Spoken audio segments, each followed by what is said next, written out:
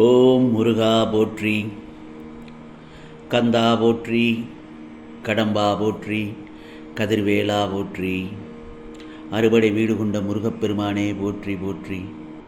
என் செல்லமே, கோடியில் ஒருவருக்கு மட்டுமே கிடைக்கும் இந்த திருச்செந்தூர் முருகனின் அருள்வாக்கு. நீ கேட்ட நேரத்தில் நல்ல செய்தி உன்னை தேடி வரும் என் செல்லமே. இந்த நல்லதொரு காலை பொழுதில் உன் முருகப்பெருமான் உனக்காக சொல்ல வந்த அருள்வாக்கை கேட்க தவறிவிடாதே. நான் சொல்வதை கேட்பதற்கு முன் முருகா சரணம், முருகா சரணம் என்று 3 முறை பதிவு செய்துவிட்டு நான் சொல்வதை கேள். நீ இதுவரை எதிர்பார்த்து இருந்த உன் மனதுக்கு பிடித்த ஒன்று உன் இல்லம் தேடி வரப்போகிறது. ஆம் செல்லமே, நீ சற்றும் எதிர்பார்க்காத திடீர் திருப்பமும் நல்லதொரு மாற்றமும் உனக்காக நிகழப்போகிறது. நீ நினைத்த அந்த மகிழ்ச்சியான வாழ்க்கை உன் கையில் கிடைக்கப் போகிறது என் செல்லமே. நீ சகல சௌபாக்கியமும் பெற்று வளமாக வாழப்போகிறாய். மகிழ்ச்சியாக இரு. இந்த நல்லதொரு காலை பொழுதில் முருகா சரணம் என்று சொல்லி நீ புதிய வாழ்க்கையை ஆரம்பி என் செல்லமே. அதற்கான வாசலை இந்த திருச்செந்தூர் முருகப்பெருமான் திறந்து வைத்து விட்டேன். காத்திரு. நான் உன்னையும் உன் குடும்பத்தினர் அனைவரையும் ஆசீர்வதித்து விட்டேன். ஆம், தடையற்ற சுபகாரியம் ஒன்று உன் இல்லத்தில் நடக்கப் போகிறது. என் ஆசீர்வாதத்தினால் உன் வீடு செல்வ செழிப்போடு இருக்கப் போகிறது. செழிப்பான வளமான வாழ்க்கையை வாழப்போகிறாய். நான் என்னுடைய பிள்ளையை இரவு பகலாக காத்து கொண்டிருக்கிறேன். நீ நினைப்பதையும் நீ காணும் அனைத்து நல்ல கனவுகளையும் இந்த முருகப்பெருமான் நன்கு அறிவேன். இதோ அவை அனைத்தையும் நிறைவேற்றி தரப்போகிறேன். இதுவரை இல்லாத இழந்ததையும் நிச்சயமாக பெறப்போகிறாய். யாருக்கும் தீங்கு நினைக்காத உன் நல்ல மனதிற்கு நல்லதுதான் நடக்கும் என் செல்லமே. இதோ உன் சிறந்த பக்திக்கு இந்த முருகப்பெருமான் கொடுக்கும் அன்பான பரிசு. உனக்கு தேவையான அனைத்தும் நான் உனக்கு வழங்கப் போகிறேன். நிச்சயமாக விரைவில் என் அற்புதத்தை நீ உணர்வாய். ஆம் செல்லமே, உனக்கு இருக்கும் கடன் பிரச்சனைகள் எல்லாம் தீரப்போகிறது. செல்வம் சேரும் நேரம் வந்துவிட்டது. வெகு விரைவில் உன் இல்லத்தில் இந்த முருகப்பெருமான் தரிசனம் தருவேன். உனது கஷ்டகாலங்களை அனைத்தும் மறைந்து விடு என் செல்லமே. உனது சந்தோஷத்திலும் துக்கத்திலும் உன்னுடன் என்றும் நான் இருப்பேன். நிச்சயமாக உன் வழிகளை நான் மாற்றுவேன். என் செல்ல பிள்ளையின் வளர்ச்சிக்காக நான் பாடுபடுவேன். ஒவ்வொரு உறவுகளாலும் நீ சில நேரங்களில் சில இடங்களில் அவமதிக்கப்படுகிறாய். ஏன் சில நேரங்களில் ஏமாற்றப்படுகிறாய். இன்று வரை ஒவ்வொருவருக்கும் ஒவ்வொரு தேவைகள். அவரவர்களுக்கு தேவைகள் முடிந்ததும் உன்னை விட்டு விலகிச் சென்று விடுகிறார்கள்.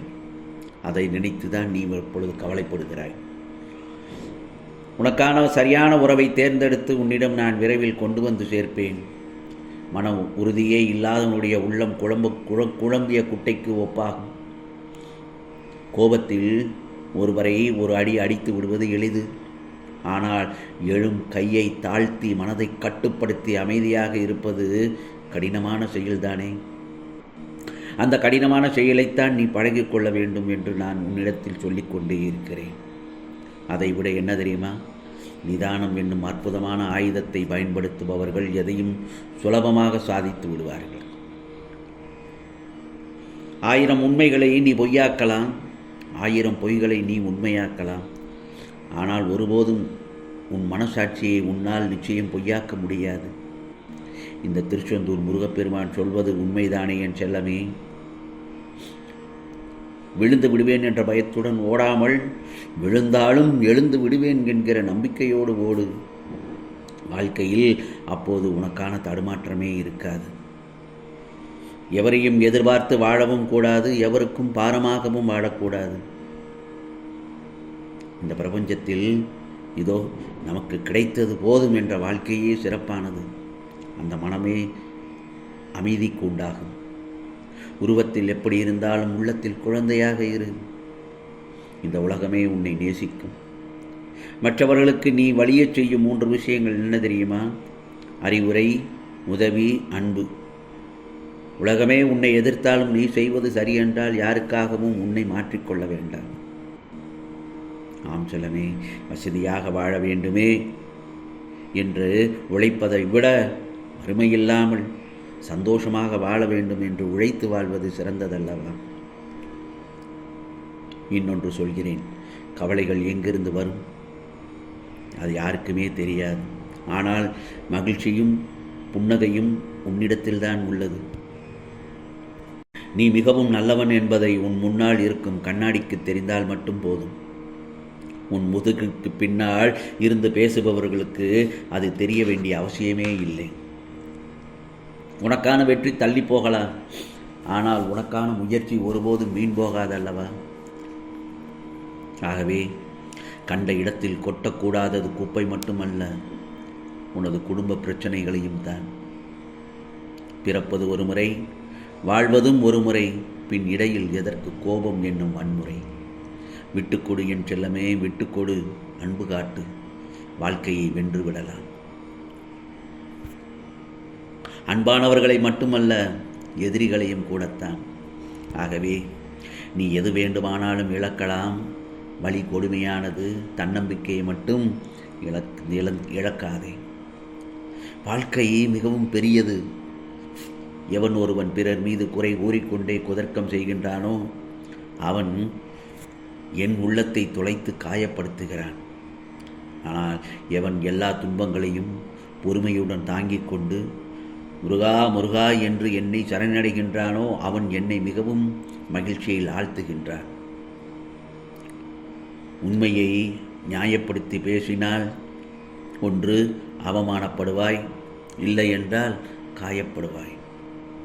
ஆகவே எந்த ஒரு இடத்திலும் நீ எதையும் புரிய வைக்க முயற்சி செய்ய வேண்டாம். அது உண்மையான உறவென்றால் நீ புரிய வைக்க முயற்சி செய்யும் முன்பே அது உன்னை புரிந்து கொள்ளும். புரிகிறதா?